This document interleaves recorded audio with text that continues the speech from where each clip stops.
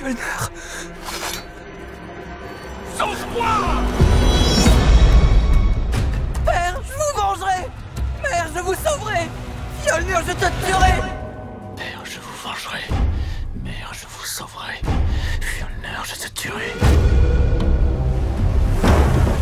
Mesdames et messieurs, bonsoir, bonjour, bienvenue dans ce nouvel épisode de Ciné Posé. Je suis Alexandre et je serai votre hôte comme d'habitude avec Arnaud. Salut Arnaud. Salut Alex. Aujourd'hui, on va vous parler de The Northman, film sorti le 11 mai 2022, réalisé par Robert Eggers, avec Alexander Skarsgård, Anna Taylor-Joy, Nicole Kidman, Ethan Hawke, Willem Dafoe ainsi que Claes Bang.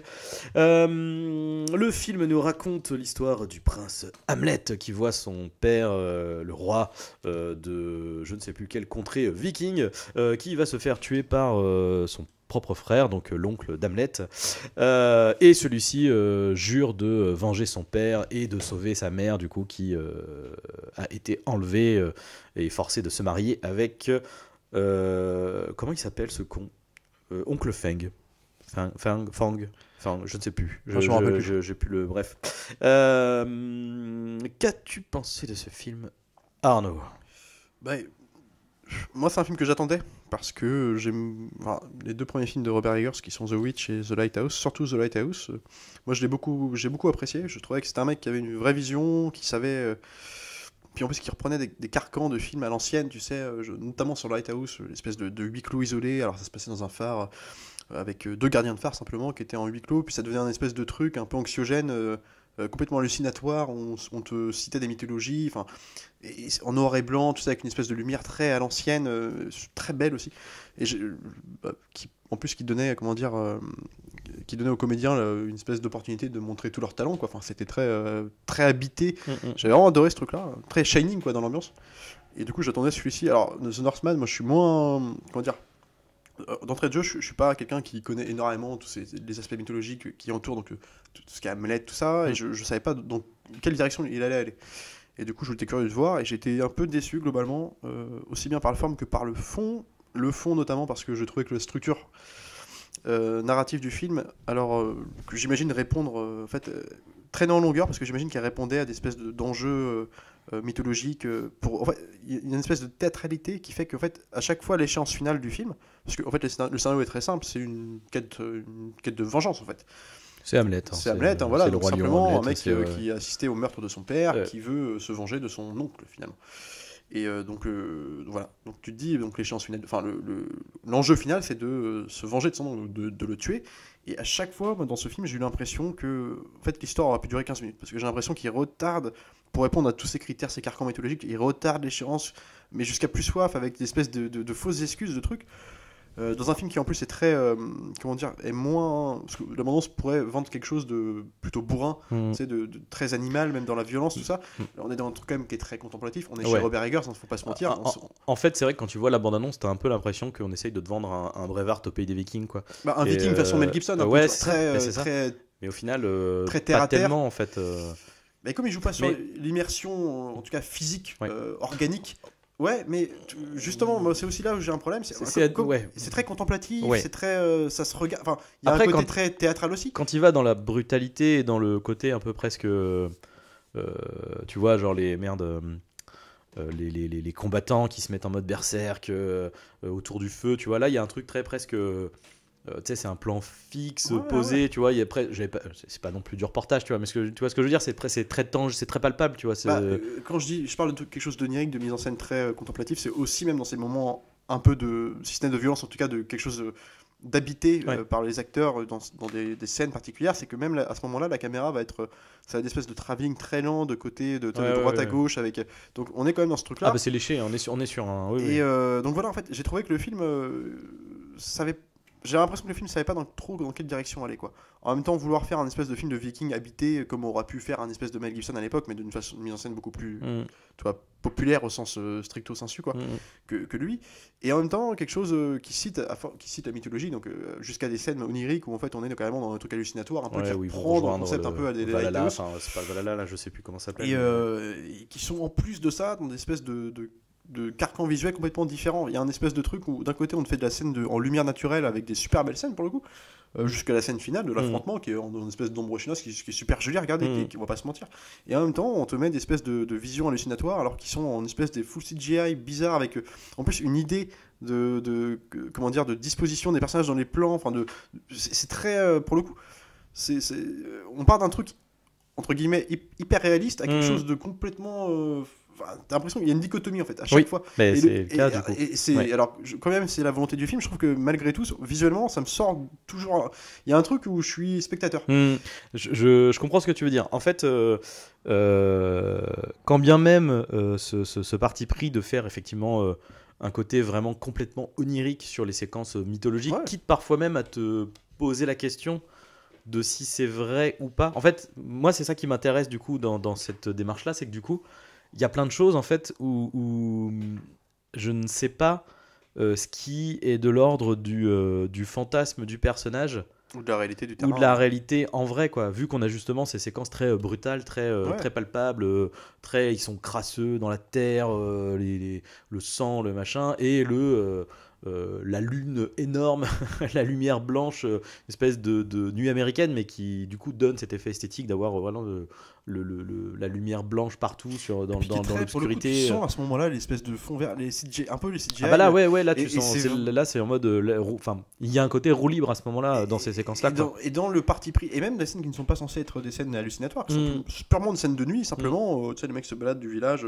Pour moi, ces scènes-là font partie du côté mythologique parce que on est dans l'ordre de. C'est ta destinée, tu vois. Donc là, on est sur le parcours du héros en fait, on t'a dit que ton destin, c'était de retrouver l'arme de machin et de tuer au moment où je sais plus, les rivières de feu vont couler, un truc comme ça.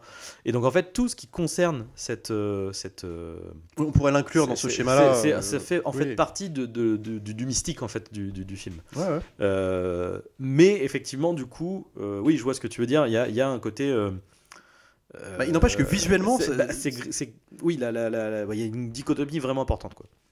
Et puis j'ajouterais en plus que je trouve qu'il manque, le film n'est absolument pas empathique envers ces personnages. C'est-à-dire qu'à force d'être dans la référence mythologique et de citer un texte en fait, une espèce de, je trouve que moi j'ai le problème que j'avais avec Dune en fait, quelque part dans une autre approche, c'est-à-dire que les personnages sont dans une espèce de dramaturgie constante, sans aucun moment, à aucun moment j'ai l'impression que ces personnages vivent. C'est-à-dire que dès le début, comme on nous trace simplement le fait que le mec est censé se venger, ou en tout cas a appris avec le temps à vouloir se venger du mec qui a tué son père, genre on ne sait jamais, en fait je ne peux pas te décrire comment est le personnage, quel est son caractère, si ce n'est le texte qu'on lui impose de réciter. C'est le problème, moi je trouve effectivement du film, c'est le personnage principal qui est.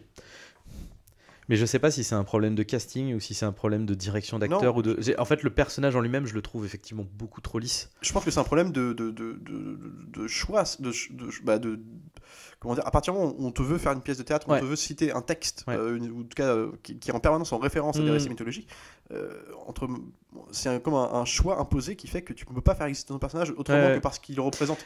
Alors. Oui, et en même temps, moi, ce que j'aime là-dedans, en fait, au début, j'étais un peu sceptique, même si visuellement, moi personnellement, j'ai pris une claque, tu vois. Genre, le film est super beau. Hein, la première séquence de justement, la première séquence de bataille où ils sont tous en mode berserk avec les peaux de loup, pas avec des plans séquences, mais avec des plans qui durent, mais en mouvement, tu vois, avec des travelling, des suivis de personnages, etc., avec du combat violent, avec le côté viking hardcore, quoi, qui te questionne sur. Moi c'est ça que j'ai trouvé intéressant globalement dans le film en fait, c'est le propos de la moralité en fait, parce que on te présente ce héros là comme justement tu vois Hamlet, je pense au Roi Lion parce que c'est on va dire tout le monde a vu le Roi Lion, tout le monde n'a pas forcément lu Hamlet, et bref tu vois il y a ce côté, c'est le héros noble, tu vois, c'est le beau héros, et même là tu vois au milieu de ces vikings craspec qui violent, qui pillent, qui machin, bon lui il tue etc, par contre tu vois il a tu sens son code d'honneur, tu vois, lui par exemple il va pas toucher aux femmes, il va pas quand tu vois tous ses camarades qui eux en profitent et puis se font plaisir, lui en mode non moi je me barre, je vais pas toucher à ça, donc du coup il y a ce côté genre c'est un beau héros lisse et tout, n'empêche que quand il va dans le craspec, quand il bute des types, quand il massacre les cadavres tu vois de ses ennemis et tout, tu fais waouh, c'est chelou, et ce qui est intéressant, c'est que là où l'histoire, tu te dis c'est cousu de fil blanc, tu vois, parce que tu te dis bah évidemment qu'il va arriver, évidemment que voilà, qu'il va sauver, qu'il va tuer machin, que s'il y a les gentils, il y a les méchants. Ouais. Le truc, c'est qu'en fait non.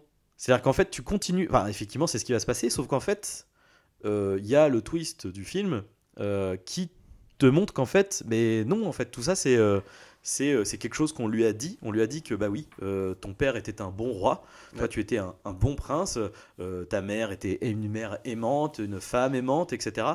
Et en fait, il se rend compte, on lui met à la figure, en fait, mais pas du tout, en fait. Enfin, c'est-à-dire que moi, ton père, je l'aimais pas, en fait. C'est moi qui lui ai demandé c'est moi qui ai demandé à l'oncle de l'assassiner, parce que j'en pouvais plus, parce que c'était pas un bon père, un bon mari, c'était un guerrier, et du coup, le fait de se mettre là-dedans, c'est hyper, ça bouleverse, et en même temps, lui va quand même y aller, quoi. Et du coup, t'as ce truc c'est je sais pas comment dire, tu vois, ça te met mal à l'aise, un peu manichéen du film, quoi. C'est-à-dire que mais en même temps, du coup, il y a un côté réflexion sur effectivement le côté c'est les dogmes en fait, quoi. Tu vois, oui, on te dit que tu as une destinée, que les choses se passent comme ceci, comme cela, etc. Mais en fait, le mec est complètement enfermé en fait dans cette vision-là. Ouais. Et alors qu'il y a plein de moments où justement il pourrait prendre, enfin tu vois, il pourrait dire on arrête, tu vois. Et justement, c'est pour ça que pour moi, le fait que la narration soit un peu étirée, qui est ce truc de bon, ben en fait, on sait que tu dois y aller, quoi. Ça donne justement tous ces moments où, en fait, là, littéralement, tu peux t'arrêter, quoi. C'est-à-dire que tu as une première fois, il va parler à Nicole Kidman qui lui, qui va dire bat les masques. En fait, non, je fais pas du tout semblant d'aimer ce mec-là, je l'aime vraiment et j'ai ma nouvelle famille, je les aime vraiment. Et le mec est là en mode déboussolé. Puis tu sais, t'as une discussion avec Anna Taylor-Joy, j'ai oublié son prénom dans le film, qui lui dit alors est-ce que tu as super d'ailleurs, ça c'est bon, ça c'est impeccable le casting en vrai, à part encore ça va, Skarsgård il est pas Alexander Skarsgård il est pas mauvais, mais c'est vrai qu'il il le joue bien, mais il est tellement charismatique que les autres. Ouais, voilà, c'est ça, il se fait voler la vedette par un peu tout le monde, quoi. Même l'oncle qui en vrai est très bon. Là ça fait une première fois où en fait il pourrait se dire bah en fait tout ça c'est du vent, quoi. Tout ça c'est du vent, c'est une chimère que j'ai suivie et donc je vais pas le faire, mais si, parce que c'est l'honneur, c'est la vengeance. Et du coup le fait de retomber dans ce truc mythologique, il y a un truc malsain de quelque part t'as un peu envie de voir ça parce que c'est un peu la grande histoire, tu sais, épique, et en même temps t'es confronté à ce truc de bah ouais mais en fait non, c'est pas épique, c'est pas noble en fait ce qu'il est en train de faire, ce mec, quoi. Ouais, mais alors quelque part c'est peut-être le problème que par exemple tu vois le côté je trouve que le film n'est jamais meilleur dans sa représentation des Vikings que lorsque tu ne les vois pas en affront, enfin, quand tu les vois mais après, faire des rites, plein de trucs, l'espèce qu'on voit jamais dans les films de Vikings, tu vois, des espèces de cérémonial, de trucs qui sont plutôt assez, en plus, respect pour le coup, dans ce que ça, à défaut de ce que ça nous montre, dans ce que ça raconte en fait à ce moment-là, simplement comment t'as avec le fils au début, enfin le jeune, ça se garde, je sais plus comment, voilà, Hamlet. Il y a des trucs qui sont intéressants que tu vois pas, et en plus filmés, alors toujours avec en plus une belle lumière, donc ça donne une espèce d'ampleur au truc. Photographie, mais, quand même, et là où je trouve qu'il y a aussi beaucoup de posture dedans, c'est dans les scènes de violence justement. Et je trouve toute la différence avec d'autres mecs qui auraient pu, enfin je veux dire, c'est simple, la différence avec un Spielberg par exemple sur Soldat Ryan, dans sa façon de représenter le débarquement et compagnie, c'est que moi la violence que je vais voir dans le film, j'y crois automatiquement, c'est-à-dire que je suis dans un truc que j'ai pas envie de voir ça. Là dans ce film là, et je repense notamment, parce que la première partie elle était plus réussie là-dedans, et en tout cas plus tenue, je trouve la deuxième partie par exemple, où tu vois une espèce d'escalade dans la violence, où justement lui, à son plus haut niveau de vengeance, il est juste prêt à s'attaquer à l'oncle, tu sais, il s'en prend carrément à sa famille, il les tue. Alors, il finit par tuer les gamins. On a des scènes en fait, on a un plan où en fait c'est un plan genre je fais du gore matu, il y a un truc de genre les viscères qui tombent, le coup du, alors moi le truc qui m'a le plus marqué où je me suis dit bon c'est un film de viking, moi je veux voir un truc vénère, un truc animal, tu vois. Là on a un nez coupé au début, bon un personnage, le petit Hamlet mord le nez dans une espèce de scène où il lui coupe avec le couteau, je sais plus, du coup un mec a plus de nez mais il n'empêche qu'il survit, puis alors tu le vois ça cicatrisé, mais toi il a quand même pas de nez compagnie, tu vois sur des années plus tard, et le mec le retrouve, alors tu vois cohérent dans le récit, c'est-à-dire que ce mec-là maintenant travaille pour son oncle et il lui dit en gros tu te rappelles le petit qui t'a fait ça, c'est moi, puis voilà ce que je vais te faire, en gros voilà, donc il lui enfonce l'épée dans le truc, et je trouve que le plan, et en fait comment c'est filmé, et tous ces petits moments-là, je pense au mec qui viscéré avec ses viscères qui tombent, c'est un instrument de plan choc, t'es genre tu vois, on fait un film de viking, tu vois, mais je trouve ça jamais habité. Je trouve ça jamais organique, je trouve ça jamais. C'est pas un truc qui me dérange. Je vois juste un beau plan gore, tu vois. Et bah, en fait, Et dans un film de viking, putain, c'est un film de viking. Pour moi, c'est un truc qui doit être vénère, qui doit déranger, tu vois. alors moi, ce que j'apprécie là-dedans, c'est justement le fait que ça soit pas trop impactant. C'est que du coup, ça transforme ça en violence habituelle, en fait. Tu vois ce que je veux dire? C'est que en fait, je vois ce que tu veux dire, mais moi, je vois ça comme une démonstration. Ouais. Je vois ça comme un effet de posture. ouais. Je- Alors moi, du coup, je pense que c'est la problématique, c'est encore une fois cette histoire dichotomie qui fait que comme à côté on a des espèces d'éléments lyriques, poétiques, avec des effets spéciaux, des machins, enfin des trucs complètement surréalistes, quoi, avec la Valkyrie Ouais. qui est à cheval dans le vide, etc. Et en fait, ces choses-là en fait rendent, enfin comment dire, du coup elles adoucissent en fait la brutalité et le côté craspec du monde. Et C'est pour ça que je trouve peut-être que- pour ça que ça je sais perd pas en si le impact. film a eu la bonne idée de s'adapter complètement à son récit mythologique. Enfin, je veux dire, un récit mythologique, tu peux en faire quelque chose dans un film. On a connu plein de films qui ont fait ça. Mais je veux dire, l'adapter au format film, simplement. Enfin, en faire un truc qui soit. Et là, on est trop dans un truc comme un roman que tu lis ou Bah, du théâtre. alors, ou quelque oui, chose. mais en même temps, c'est complètement. c'est le but d'ailleurs, c'est pour ça qu'on voit Dévitaliser. le Je trouve ça découpage. dévitalisé quelque part. Je trouve Ouais. que ça dessert le film, qu'il y a des scènes, encore une fois, mortelles dedans. Moi, je trouve que c'est un Mm. film qui est. Encore une fois, moi, j'aurais plaisir à le revoir. Je trouve Ouais. qu'il y a des trucs. J'arrive pas à être impliqué dedans émotionnellement par le côté Dune, le côté aussi des personnages qui ne sont que des symboles en fait dans la mythologie et qui sont traités comme des symboles. C'est-à-dire ils ne sont jamais vivants. Ouais, mais alors, moi je trouve qu'ils sont vivants justement dans le rabattement des cartes en fait. Dans cet instant de. Ça m'a pas fait cet effet. En fait, non, quoi. C'est vraiment le moment où le mec est complètement en vrille, en mode putain, mais en fait, tu vois, à la fin, quand il finit par buter son demi-frère et sa mère, peut-être à ce truc de. Enfin, lui, il veut pas le faire, tu vois. Il veut pas le tuer. Il est dans le. Et là, c'est dans ces moments-là, en fait, qu'il a les moments les plus humains, tu vois, et les plus. Ouais, mais alors justement, ces remises en question qui sont intéressantes. Moi, la scène où sa mère, justement, donc, jouée par Nicole Kidman, qui est qui est bien, hein, j'ai envie de te dire. Mais le truc, c'est que justement. Par contre, je crois qu'il n'y avait pas de Botox à l'époque. Mais bon, ça, c'est aussi un problème, tu vois. Ouais. Quelque part. Et peu importe, à la limite, bon, passons. Ouais. Puis bon, à la limite, dans l'espèce de carcan mythologique que c'est, elle est représentée un peu comme une espèce de sorcière bizarre. Oui, C'est un peu la en vrai, légende ça du truc. fonctionne. Oui, Donc c'est ça vrai peut qu'en vrai, marcher ça sur le fonctionne. juste Ouais, l'aspect ouais. visuel, tu vois. Oui. Mais quand justement elle lui dit, alors que le mec se raccroche à l'amour pour sa mère, elle lui dit je vais la libérer en tuant mon oncle parce que on va se retrouver, et que justement elle lui annonce, comme tu as dit, que finalement elle en gros elle l'aime depuis toujours, quoi. En fait, Ouais. c'est même elle qui a manigancé le truc. Oui, et c'est même elle qui a dit, mais en fait, je Donc t'ai là, sacrifié. c'est en un fait. moment où je me dis ah putain, là en fait ce moment-là va me servir aussi pour le coup à m'attacher au personnage de Sarsgaard, parce que je me dis bah putain là finalement tout est contre lui. Oui. Et donc il va y avoir une espèce de rédemption, il va en parler à la nana là, donc à Natalie George, genre oh, putain finalement c'est des connards et tout ça. Ouais. Puis bah bim, 10 minutes après il repart dans son truc Oui, du mais- début, puis en mode on n'en reparle plus premier degré. Mais justement, en fait, moi, c'est ce que je trouve intéressant, c'est que, alors après, du coup, c'est extrêmement pessimiste et très sombre comme propos, parce qu'au final, à la fin, Oui, c'est sûr. c'est hyper. Enfin, il a quasiment fait tout ça pour rien. Enfin, si, le seul truc finalement, c'est d'avoir fait table rase, en fait. C'est-à-dire qu'il a, en tuant en fait toute sa famille, Dont sa mère du coup. dont sa mère, etc. Il fait table rase en fait de toute la violence, pour repartir sur quelque chose de nouveau et hors de cette espèce de dynastie du sang avec du coup Anna Taylor-Joy qui va avoir 2 enfants, et en fait c'est ça le Ouais. délire.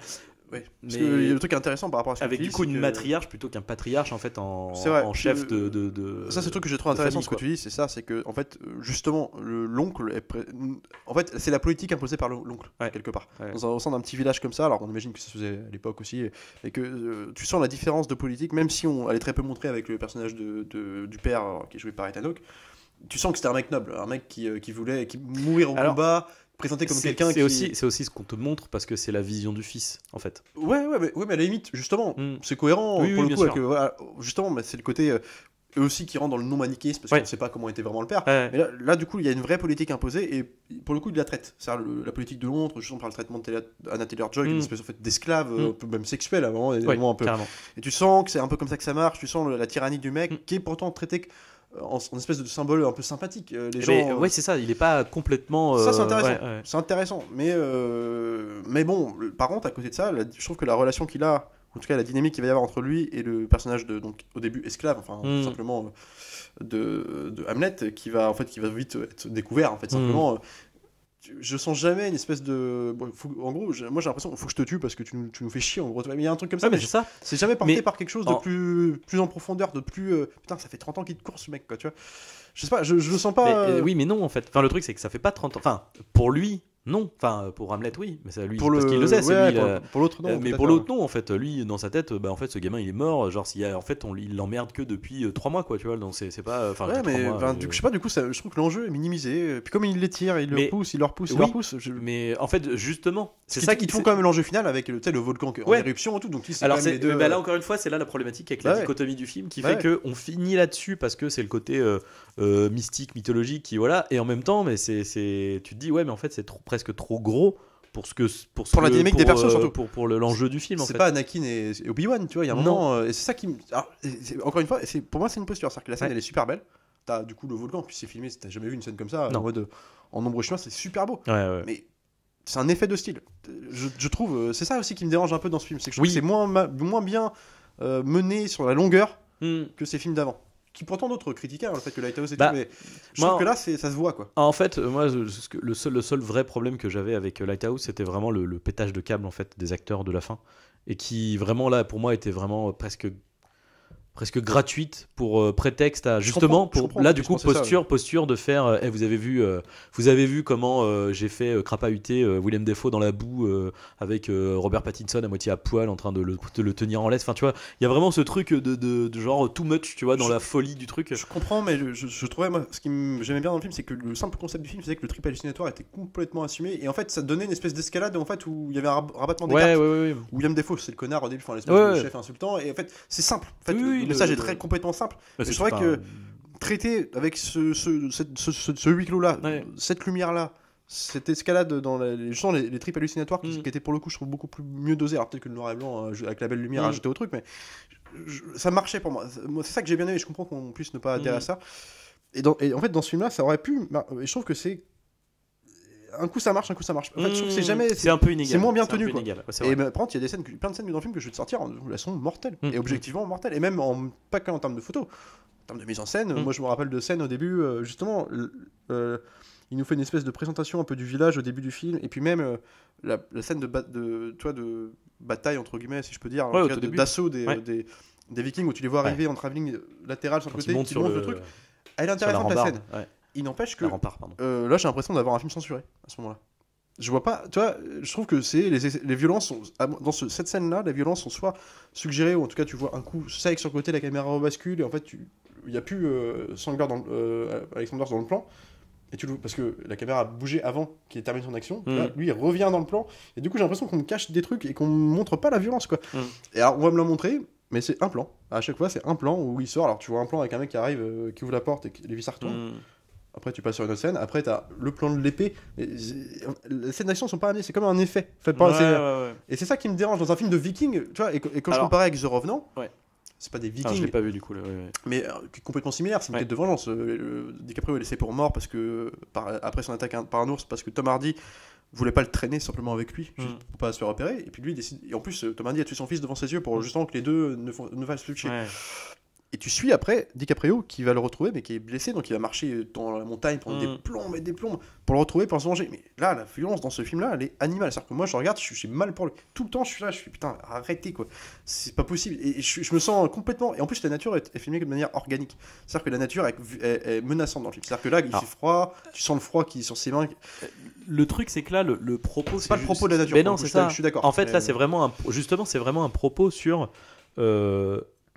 Là, entre guillemets, c'est les grandes destinées des contes, des grands chevaliers, des machins, tu vois. C'est un peu, j'allais dire grossièrement, une démystification de Conan, tu vois, ou justement de Hamlet, de ces histoires-là, quoi. Et du coup, après, par contre, effectivement, avec le recul, il y a peut-être effectivement une censure dans le sens où déjà le film est interdit aux moins de 12 ans. Et effectivement, peut-être que s'il y en avait eu plus, ça aurait été interdit au moins de 16 très rapidement, ça aurait peut-être été compliqué en vrai. Ça aurait été moins bien fait, après c'est une production. Alors c'est quoi ? Est-ce que moi je me rappelle plus les producteurs de ça, c'est pas un 24 hein, Non, c'est pas un 24, je ne crois pas du tout. J'ai l'impression que ça a été. Ou alors le film c'est Regency. Regency. Regency, ça Putain, fait longtemps de. alors, c'est même pas pour avoir parce que c'est facile de dire ouais, je veux de la violence gore. C'est pas du gore ou quoi que ce soit, c'est des scènes plus dérangeantes simplement. Genre moi, ils vont jamais, ils épousent jamais. La scène de Anna Taylor-Joy qui va être en gros, on comprend assez rapidement que c'est une esclave un peu sexuelle aussi. Oui, on l'apprend parce qu'elle est jolie. Et puis, on n'a jamais de scène où on voit vraiment comment il la traite, à part vaguement une scène où il lui donne une claque et puis il la pousse. Bah c'est un peu facile parce que du coup elle s'en sort facilement. Facilement, puis ça y est, en fait, t'as l'impression que le fait d'avoir mis cette scène-là, genre ouais, du coup je vous ai parlé de ces problèmes-là, mais non. C'est pas traité en fait, on part à autre chose, on passe sur autre chose. Puis après tu la vois se balader tranquillement le soir, alors il se cache. Et en fait je trouve que c'est pour ça que je dis que c'est des effets de style, c'est pas traité dans le scénario. On s'intéresse que à cette histoire simple de vengeance, mais comme c'est simple. Mais le reste est un peu balayé. Et que t'as plein de thèmes que tu peux aborder justement. Et justement j'aimais bien le fait qu'on voit les rites un peu initiatiques de ces Vikings qu'on voit jamais ailleurs. Et tu te dis bah comment ils vivent, c'est intéressant. On est presque l'aspect documentaire du truc. Puis c'est pas traité, t'as une scène, puis on passe sur autre chose. Et puis c'est ça. Alors j'ai trouvé ça, par contre, formellement hyper joli. Donc il y a presque un côté, je trouve que la lumière de ce film-là servait un peu de sauveur. Enfin tu sais, il y avait un truc de, ça camoufle un peu des fois les problèmes. Moi c'est scénaristiquement en fait qui me pose problème le film. Je trouve qu'il aborde pas tout ce qu'il devrait aborder, ou alors il les fait qu'effleurer. Et puis on se concentre sur un truc simple.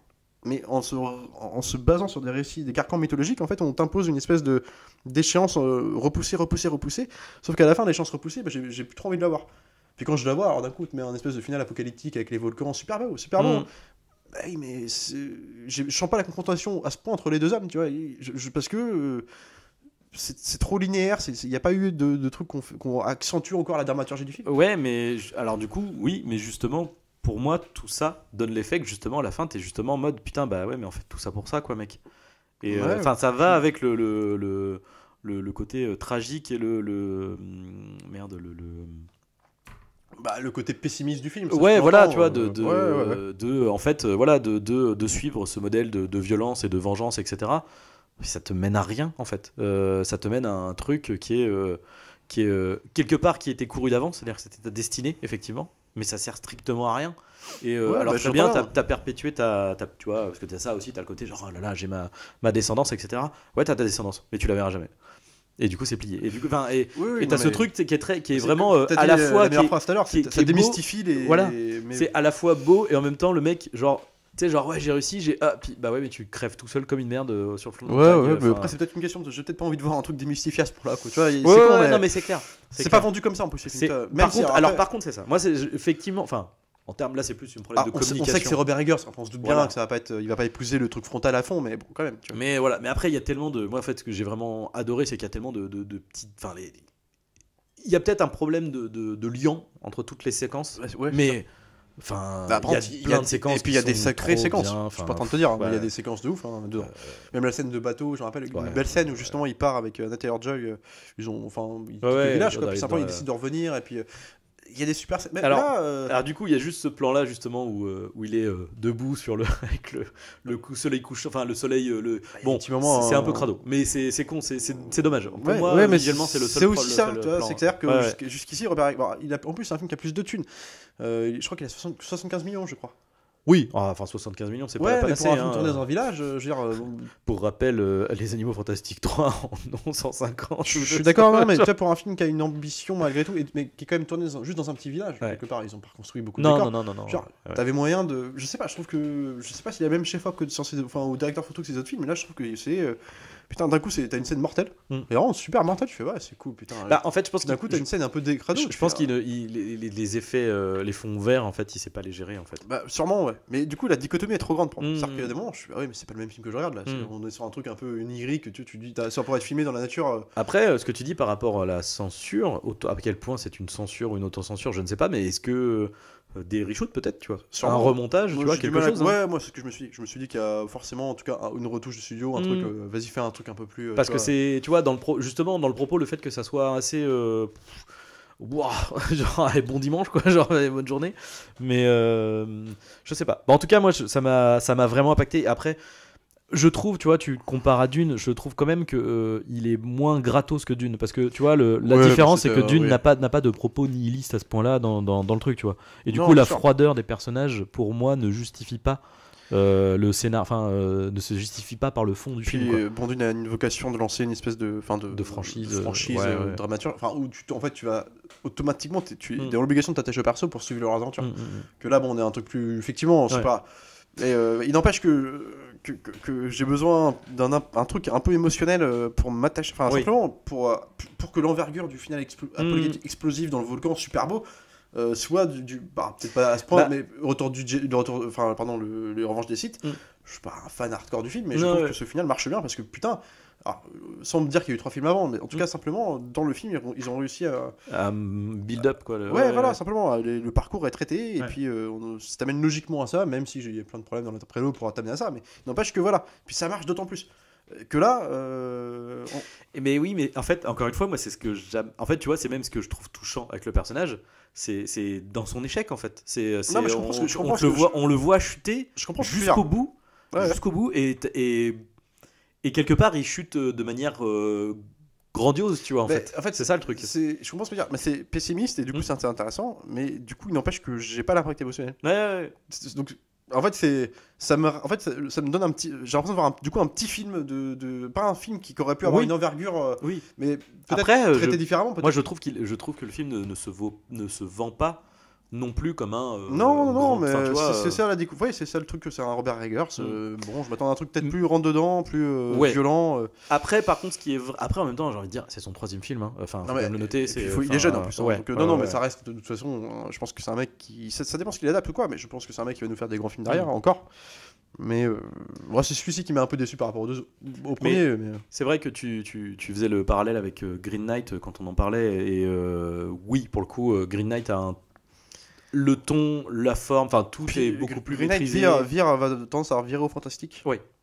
Beaucoup plus il va assumer surtout, et puis la ligne après va être complètement assumée, genre jusqu'à avoir et ça marchait, et du coup je trouvais ça beaucoup plus poétique en plus.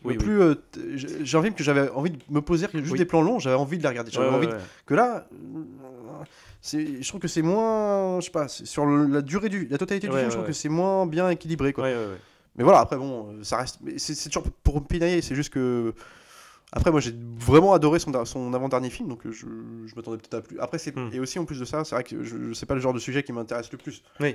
Faut être honnête, donc évidemment j'y allais avec peut-être aussi des œillères, mais je trouve que malgré tout c'est moins bien tenu, quoi. Mais c'est vrai que du coup c'est intéressant parce que moi à l'inverse, comme Lighthouse, en fait non, les Vikings c'est pas spécialement mon truc. Du coup j'étais un peu plus hypé. Ça m'a intéressé, quoi, justement.